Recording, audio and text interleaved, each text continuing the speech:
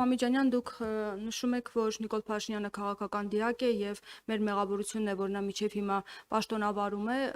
ինչ է արվելու այս ուղղությամբ միջև ընտրություններ Փաշինյանին հեռացնելու հետ կապված։ Սերժ Սարգսյանը նշեց, որ կա կոնկրետ ծրագիր եւ Փաշինյանին հիմա հեռացնելու ճիշտ ժամանակն է։ Արդյոք քննարկումներ ունեցել եք Հայաստան խմբակցության հետ, իրենք արդյոք այս տեսակետին են թե ոչ, եւ նաեւ իմպիչմենտի Նիկոլ Փաշինյանի անվստահություն հայտնելու գործընթացի հետ կապված ձեր խմբակցությունից նշվեց, որ թեկնածու հնարավոր է դուք առաջադրեք, արդյոք թեկնածու առաջադրելու եք, թե ոչ, քննարկումներ կան։ Ես չգիտեմ, թե դուք որտեղից եք վերցրել մեր խմբակցության հայտարարություն, որ մենք կարող է թեկնածու առաջադրենք, այդպիսի բան պատիվ ունեմ խմբակցությունից որևէ մեկը չի հայտարարել երբեք։ Տիգրան Աբրահամյանն է ասել, որ քննարկումներ ընթանում են։ Քննարկումներ ընթանում են ու կառաջադրենք թեկնածուն, դրանք տարբեր նախատեսություններ են։ Թեկնածուի շուրջ։ Կետարկետ գնանք։ Ես չեմ կարծում, որ ես պետք է Հայաստան դաշինքից, ոչ թե չեմ կարծում, այլ վստահ եմ, որ դա այդպես չէ, ճշտեմ իրենք կողմնակից են Փաշինյանին հեռացնելուն, թե չէ։ Ես վստահ եմ, որ նմանօրինակ հարց ես Հայաստան դաշինքի հետ քննարկելու չունեմ։ Ես իրանց դիրքորոշում այդ հարցում գիտեմ։ 1 2 նախագահ Սարգսյանի նշած ծրագրի հետ կապված դուք հարցնում եք դրա շուրջ տարվող աշխատանքների մասով, դրա շուրջ տարվող աշխատանքները սկսել են շատ ավելի վաղ, քան նախագահ Սարգսյանը առաջին անգամ դրա մասին խոսեց ծիծեռնակաբերդում եւ այդ աշխատանքները շարունակվում են։ Ինչի ենք մենք համարում, որ հիմա դրա լավագույն ժամանակն է, 1 որովհետեւ Փաշինյանի ռեյտինգը պատմական մինիմում վրա է ու շարունակելու է գահավիժել, շարունակի այդպիսի գրառումներ անել։ Ինչքան կարողանում ես արա։ Ինչքան կարողանում ես մարդկանց քո իրական դեմքը ցույց տուր։ Դա առաջին։ Երկրորդ, որովհետև Փաշինյանը այս պահին աշխարհաքաղաքական աջակցություն ունի իմ վերլուծությամբ բացառապես Թուրքիայից։ Երրորդ, որովհետև վարչապետին անվստահություն հայտնելու գործընթացը, որը անվանվում է impeachment մեր մամուլում, ենթադրում է միակն է ճանապարհներից, որը ենթադրում է 0 մասնակցություն Փաշինյանի կողմից, 0 կախվածություն Փաշինյանից։ Այսինքն դա ընտրություն չի, որը ինքը կազմակերպելու է իր բոլոր խախտումներով, դա արտահերթ ընտրություն չի, որը ինքը նշանակելու է, դա հրաժարական չի, որը պիտի իրան ժողովրդական ճնշման միջոցով ինքը տա կամ չտա։ Ինքը 0 մասնակցություն ունի այդ գործընթացին։ Այդ եւ մի 1000 հատ այլ պատճառներով մենք համարում ենք վարչապետին անվստահություն հայտնելու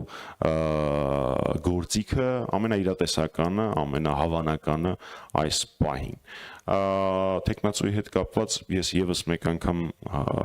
մեջբերեմ մեր հայտարարությունը, մենք չենք առաջադրում այս պահին թեկնածու, որպեսզի առանց այդ էլ բարդ գործընթացը չծանրացնենք քաղաքական ամբիցիաներով, քաղաքական նկրտումներով։ Ու այդպես հանրապետականը վարվել է վերջին 7 տարիների ընթացքում ցանկացած քննարկման ժամանակ։ Չկա Հայաստանի ներքաղաքական դաշտում որևէ ընդդիմադիր գործիչ, որը կարողանա գա ասի, այսինչ գործընթացը վիժեցվեց կամ այսինչ գործընթացի ընթացքում խնդիր առաջացավ, որովհետև հանրապետականը քաղաքական ամբիցիաներ կայացրեց։ Ես կարող եմ 10 քանի այդպիսի դեպք թվարկել, բնականաբար չեմ անի դեռ։ Ուստի կարծում եմ, որ ինչքան շատ ինքը այսպես շարունակի, այնքան ավելի հավանականությունը կբարձրանա անվստահություն գործիքի կիրառման։ Այդ թվում նաև այն պատճառով, որը ես մեջբերել էի մեր բրիֆինգի սկզբում։